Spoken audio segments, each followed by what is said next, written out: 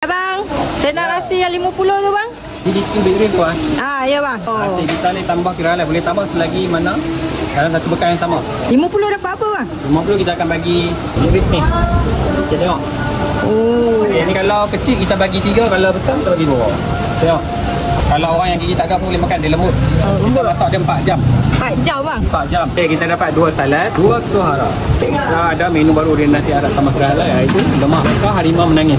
Kita ada set kambing 1 kilo. Okay, nasi dia, lamb grill 1 kilo. Oh, nasi lamb grill 1 kilo bang? Nasi pun boleh tambah kira halal lah.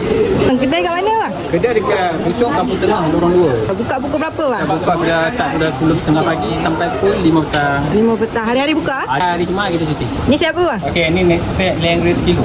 Lamb grill 1 kilo. Letakkan nasi dah. Ni berapa orang boleh makan ni bang? 4, 3 orang boleh makan. Okey bang. Dalam set ni kita bagi 2 salad, 3 suhara. Ini 58 bang? 58. Dan kita sup boleh ambil lah. Sup boleh ambil. Banyak tambah. Okey bang. Terima kasih.